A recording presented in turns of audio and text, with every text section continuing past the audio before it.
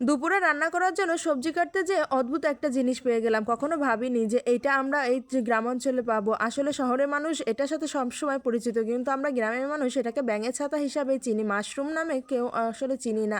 আর গ্রামের মানুষ এই মাশরুম খুব কমই খাইছে। এটাকে আমরা ব্যাঙের ছাতাই বলি। দেখেন কত সুন্দর এই ব্যাঙের ছাতাটা। জানি না এটা খাওয়া যাবে কিনা, কিন্তু এটা দেখতে অনেকটা সুন্দর আর অনেকটা পরিপুষ্ট। আমাদের এলাকায় অনেক ধরনের মাশরুমই দেখা যায়। আসলে এগুলো বিষাক্ত হতে পারে, এর জন্য আমরা কখনো খাইনি। আর অনেক সময় আমরা ভেঙে ফেলাই, বলি এটা ব্যাঙের ছাতা, বা আমরা এটাকে বলি ব্যাঙের ছাতা। আসলে কি এটা ব্যাঙের ছাতা? যারা মাশরুম সম্পর্কে অনেক ভালো ধারণা আছে তারা অবশ্যই একটু কমেন্টে জানিয়ে যাবেন এটা আসলে কি ব্যাঙের ছাতা নাকি মাশরুম, আর এটা কি খাওয়া যাবে আমরা আসলে জানি না। যদি এটা খাওয়া যায় তাহলে আমাদের বাড়ির কাছে এরকম অনেক মাশরুম আছে, তাহলে মাঝে মধ্যে খেয়ে দেখবো। দেখেন কতটা সুন্দর, আর এটা দেখতে একদম তালের ফুফা বা নারকেলের ফুফার মতো লাগতেছে। আমার তো মনে হইতেছে একটু খাইয়ে দেখি কেমন লাগে। আসলে ভয়ে আবার খাইতেও পারতেছি না, যদি এটা বিষাক্ত হয়, যদি কোনো সমস্যা হয়, এর জন্য আর কি খাইতেছি না। কিন্তু আমি মনে হইতেছে এই মাশরুমটা বিষাক্ত হবে না, আর এই মাশরুমটা যতটা সুন্দর আমার মনে হইতেছে এই মাশরুমটা খাওয়া যাবে। গ্রামাঞ্চলে আনাচে কানাচে অনেক মূল্যবান জিনিস অনেক সময় পড়ে থাকে। আসলে আমরা সেই মূল্যবান জিনিসের মূল্যটা বুঝতে পারি না, এর জন্য আনাচে কানাচে পড়েই থাকে।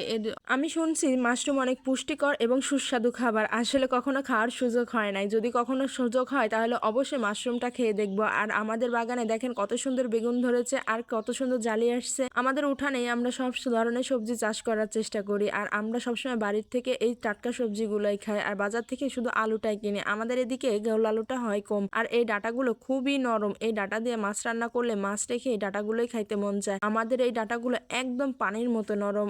বাজার থেকে ডাটা কিনে আনলে সেই ডাটাগুলো অনেক শক্ত হয়ে যায়, আবার অনেক সময় ধক ধক লাগে। আসলে সার দিয়ে বুনাই তো, কিন্তু আমরা তো আর সার দেইনি। আমরা এই উঠানের মাঝে ডাটার বিচি ছড়িয়ে রাখছিলাম। ওই যে দেখছেন গোয়ালঘর, ওই গোয়ালঘরের গোবরের মাটি এখান দিয়ে যায়, তো এর জন্য এত সুন্দর ডাটা হয়েছে। আর যে একটা পাখি দেখলেন না, কানাকুয়া, আমরা ওটাকে কানাকুয়া বলি। আমাদের গ্রামে একটা প্রচারিত গল্প আছে, এটা নাকি একটা গৃহস্থ বাড়ির বউ ছিল, পরে নাকি পাখি হয়ে গেছে। আসলে জানি না, ছোটবেলা থেকে এই গল্পটা শুনে আসছি। আসলে এটা তো রূপকথার গল্পের মতো, এর জন্য আর কি আমি শেয়ার করলাম। আর দেখেন আমি ডাটাগুলো কাটে নিতেছি, আর ওই পাখিটা আশেপাশে দিয়ে শুধু উঠতেছে আর ডাকতেছে। এই পাখিটার মাংস খাওয়া যায়। ছোটবেলায় আমার মা এই পাখির মাংস অনেক খাওয়াইছে। এই পাখির মাংস খেলে নাকি শরীরে রক্ত হয়, এর জন্য এই পাখির মাংস খাচ্ছে। আর এই ধুন্দুল ফুলগুলো দেখতে খুবই সুন্দর লাগে। হয়তো বা ধুন্দুল ফুল কেউ ঘরে সাজায় রাখে না, কিন্তু ধুন্দুল ফুলগুলো দেখতে অনেকটা সুন্দর হয়, আমার ভীষণ পছন্দ হয়। যখন হলদে পাখি এই ধুন্দুলে জাংলাতে ঘুরে, তখন এই হলুদ ফুলের সাথে আর হলদে পাখিটা একদম মিশে একাকার হয়ে যায়, তখন যে কতটা সুন্দর লাগে। আর এই পোকাগুলোর জন্য ধুন্দুলগুলো সবসময় নষ্ট হয়ে যায়। দেখেন পোকাগুলো একদম ধুন্দুলের মাঝে মাছতে ফেলাই দিছে। হাজারটা পোকা জন্ম হয়ে গেছে একটা পোকা থেকে। দেখেন এইভাবে দেখলে ঘৃণা কার না লাগে। আর এই পোকাগুলো কি ট্রানজেকশনে খাওয়া যায়? এর জন্য আমার আব্বা এর জন্য বালতি ব্যবহার করে, খুবই উপকারী একটা পদ্ধতি।